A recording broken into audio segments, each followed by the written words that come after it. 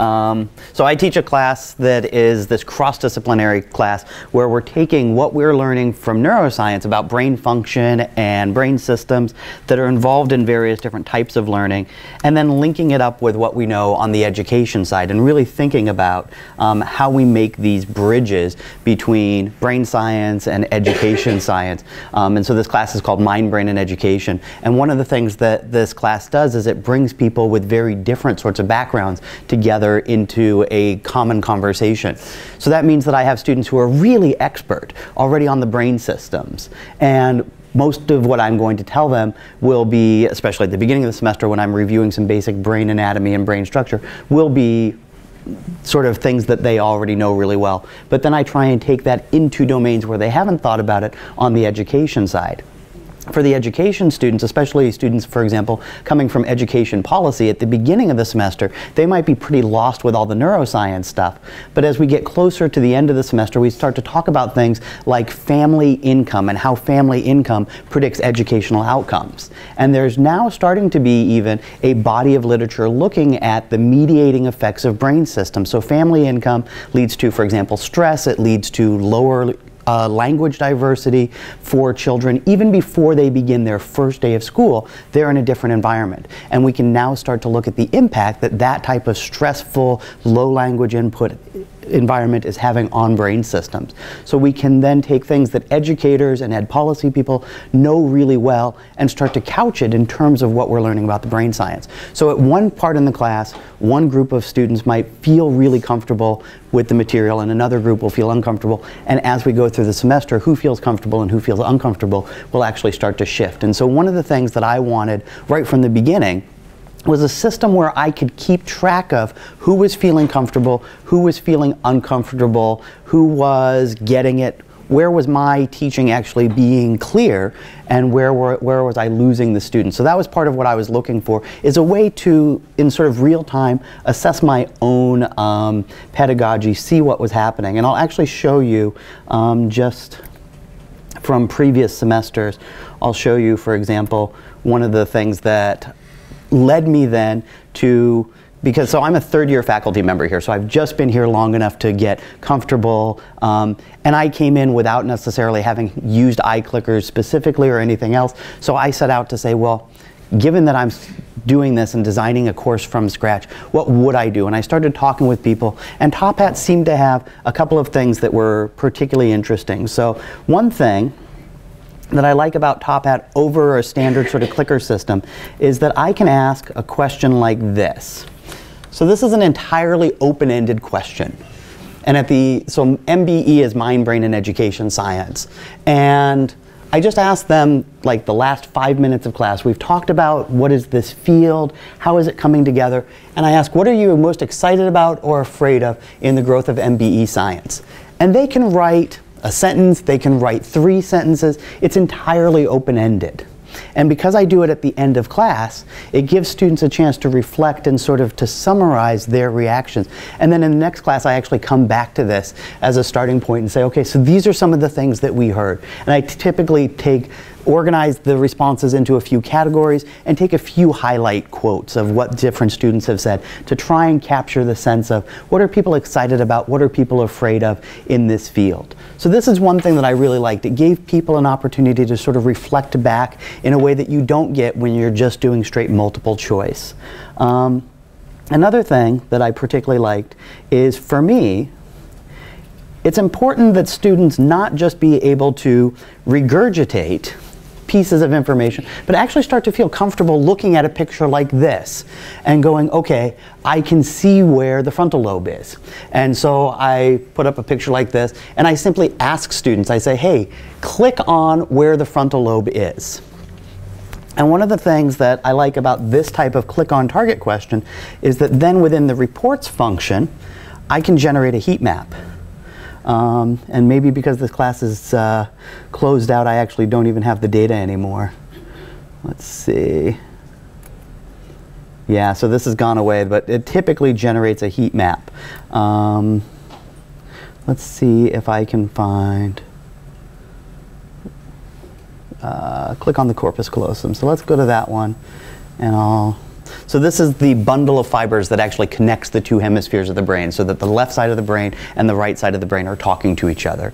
One of the things, actually, as a sort of parenthetical note, we talk about like left brain learning styles and right brain learning styles. This corpus callosum actually makes that sort of thing a kind of neuromyth. Most of what's happening is communication across the two sides of the brain, and yet you hear this idea about different learning styles couched in brain terminology. So that I actually have a whole lecture where I sort of go into some of the things that we hear that we think are supported by the neuroscience evidence that are in some sense myths that are built on some of the things that we know about how the hemispheres do things differently. But then, here this one does have the heat map. So here you can see, and in this case it's a demo. I tell the students on the first day of class, I'm showing them how it works. I tell them that this is the corpus callosum, so not surprisingly, when I say this is the corpus callosum, this is where they click.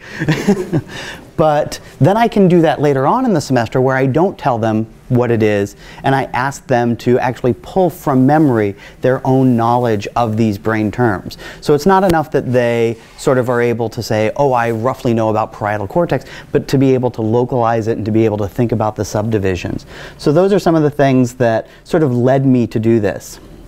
And there's one of the things that I like too, is that when I started working with TopHat, I had a particular sales rep, Dan Pratt, and Dan is on email all the time.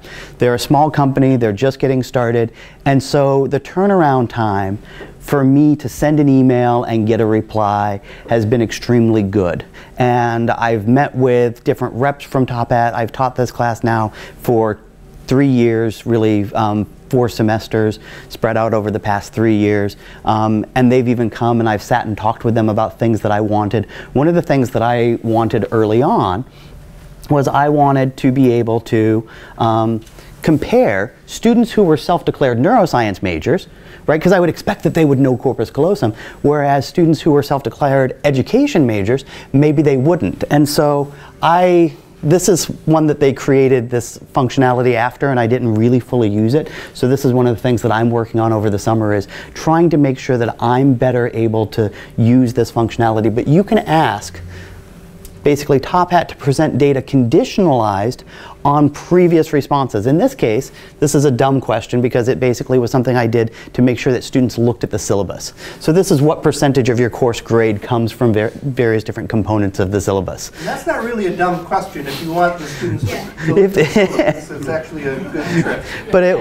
But I guess what I really mean is that it wasn't the most penetrating question for this particular analysis. Yes, there is an ulterior motive to make sure that they look at the syllabus, because students often won't. But then you can see among those students who got it right on the first question, most of them also got the corpus callosum question right.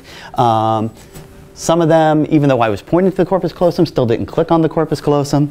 And then some of them, for example, missed the assignments but correctly clicked on the corpus callosum. And then there were 3 people who didn't respond to the assignments question. This was literally on the first day, so students were just getting set up and getting into the flow of it. So 3 of them maybe hadn't gotten set up for the first thing, but they were ready for the next thing. So these are some of the things that I feel like are much more powerful in TopHat. And when I first started, they didn't have this. And I said, hey, this would be really cool to have. And the next time I even looked at it, they're like, oh, we did that. It's done.